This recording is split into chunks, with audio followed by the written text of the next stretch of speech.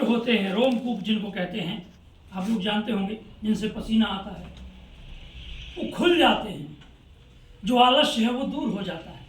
इसलिए किसी भी कार्य को विजय मतलब उसमें प्राप्त करने के लिए, किसी भी उद्देश्य को, किसी भी लक्ष्य को, उसमें हमें विजय प्राप्त करने के लिए क्या करना होगा? जय का सहारा लेना होगा। जो जय कार्य होगी तो विजय जरूर होगी। तो इसलिए हम लोग जब भी, सनातन धर्म की ऐसी परंपरा है, जब भी कोई कार्यक्रम होता है तो उसमें नारेबाजी अवश्य होती है, और विशेषकर चुनाव में तो आप देखते ही होंगे कि नारेबाजी होती है। ऐसे ही सनातन धर्म में हर क्रियाकलाप में जयकारों का बहुत बड़ा महत्व है। लेकिन हमारे जो जयकारे हैं इन पर विचार करेंगे आप थोड़ा सा। हम लोग कहते हैं धर्म की जय हो, क्या बोलते हैं? अधर्म का विनाश हो, बोलते हैं ना। और प्राणियों में सद्भावना। ये क्या है सद्भावना? सत्य की भावना। सद्भावना क्या है?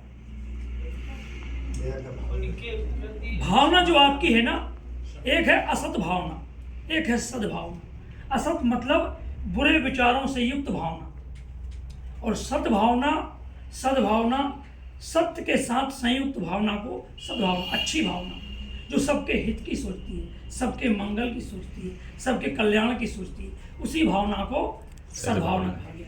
हमारा देश वसुधैव कुटुंबकम की विचारधारा का है। ये पूरी पृथ्वी को अपना घर मानता है। यहाँ हिंदू मुस्लिम कुछ नहीं होता है। ये हिंदू मुस्लिम तो बहुत छोटी सोच है। हमारी जो सोच होती है, संतों की जो सोच होती है, मानव की होती है। क्या होती है? मानव की, मानवता की। मानवता क्या है? सभी जानते होंगे। ईश्वर कण कण में बसा है, तो वो है ईश्वर आपके अंदर भी है, हमारे अंदर भी है। तो क्या वो है मुसलमान के अंदर नहीं है? क्या वो है ईसाई के अंदर भी नहीं है? यहाँ केवल पूजा उसकी होती है जो देवता होता है। किसकी पूजा होती है? देवता। देवता का मतलब है दैवी गुणों से संपन्न। और असुर, जो सुर से चलता है वह सुर मतलब देवता। जो असुर होता है वो बगैर सुर के चलता है, बगैर लाइन के चलता है। वैसे किसी के लिए हम खास टिप्पणी नहीं कर सकते, लेकिन बेटा आप जो बैठी हैं ना, ठीक से नहीं बैठी। आप ही को देख के बार बार बॉडी लैंग्वेज के विषय में सर को बोलना पड़ रहा था। कोई भी व्यक्ति हो, बड़े सावधानी से बैठे। देखिए आपका जब वो इंटरव्यू होता है, आप लोगों ने देखा होगा, आप लोग यहीं पे मार खा जाते हैं इंटरव्यू में।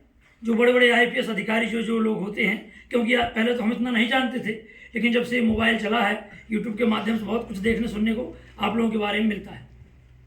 और हम भी इन टीचरों की वाणी सुनते हैं। इन टीचरों के अंदर भी एक से एक संत बैठे हैं। हम देखते हैं कि आचार्य दिव्य कीर्ति हैं, और भी ऐसे अनेक आचार्य हैं जो दर्शन शास्त्र को बढ़िया से जानते हैं। और हम लोग जो कुछ भी बोलते हैं वो दर्शन शास्त्र से, अर्थात आध्यात्मिकता से बोलते हैं। अपने जो वेद हैं, पुराण हैं, और जो वेद शास्त्र हैं, उनके आधार पर बोलते हैं। तो हमने क्या देखा कि जो आचार्य लोग हैं वो इतनी अच्छी शिक्षा देते हैं, इतने अच्छे विचार देते हैं, कैसे बैठना चाहिए, कैसे रहना चाहिए, कैसे पढ़ना चाहिए। एक RJ कार्तिक हैं, वो भी टीचर ही हैं। तो सब लोग मतलब इतनी अच्छी अच्छी शिक्षा देते हैं कि जो हम देखते हैं संत महात्मा लोग, जिनको देना चाहिए, बहुत से संत नहीं दे पाते हैं, जो आजकल के आचार्य लोग, टीचर लोग दे रहे हैं। तो हम लोग यहाँ क्या लेने आते हैं, इस बात को हमको समझना है। हम लोग यहाँ पर आते हैं विद्या ददाति विनयम। एक श्लोक है, सब लोगों ने पढ़ा भी होगा। विद्या ददाति विनयम, विनयाद याति पात्रताम, पात्रता धनम आपनोति, धनम धर्मः तत्सुखम। विद्या से विनय प्राप्त होती है। क्या प्राप्त होती है? विनय क्या है? विनम्रता।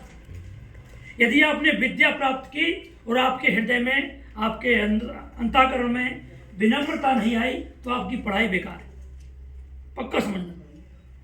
और यदि आपके पास विद्या प्राप्त करने के बाद विनम्रता आ गई, विनय आ गई, तो क्या आएगी?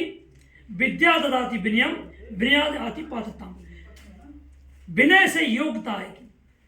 क्या आएगी? योग्यता। योग्यता। पात्रता माने योग्यता होता है।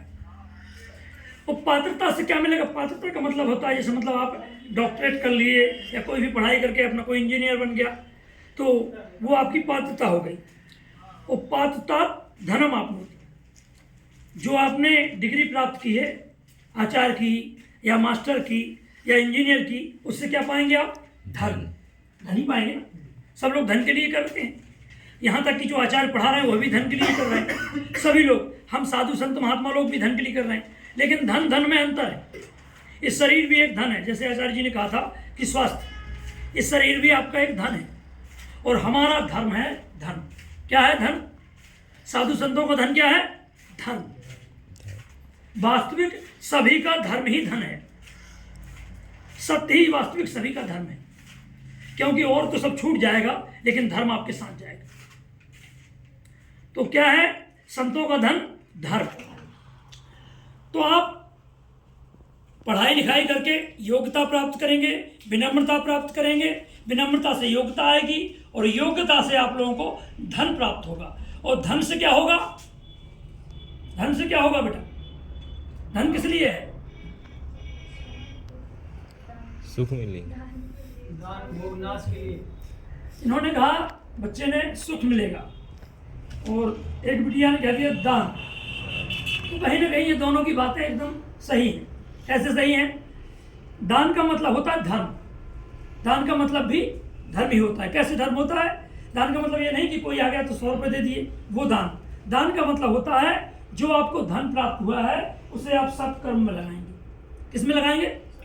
सत्कर्म में। लोगों के भले में, लोगों के हित में, लोगों के कल्याण के लिए उस धन का आप सदुपयोग करेंगे। तो इसलिए आपने जो कहा वो गलत नहीं है। धन का दान भी सही है, लेकिन धन से आप क्या करेंगे?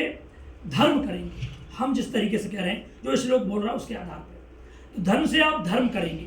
और धर्म से क्या मिलेगा? जो लास्ट में बच्चा बोला, धर्म से मिलेगा सुख। धर्म से सुख मिलेगा। कैसे मिलेगा?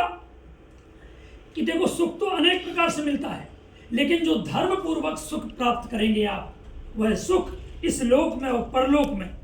परलोक तो हमने देखा नहीं, लेकिन इस लोक में तो आपको सुख मिलना ही मिलना है। और ऐसा सुख मिलेगा जिसको कभी कोई नष्ट नहीं कर सकता।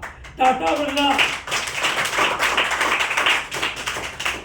बिरला अंबानी, जो बड़े बड़े लोग हैं, धनाढ्य लोग हैं, ये लोग भी उस सुख को नहीं पा सकते जिस सुख को व्यक्ति धर्म कमाकर, धर्म करने के बाद फिर पाता है। जैसे उदाहरण के तौर पे जिनका मैंने नाम लिया, बिरला जी, टाटा जी, इन लोगों ने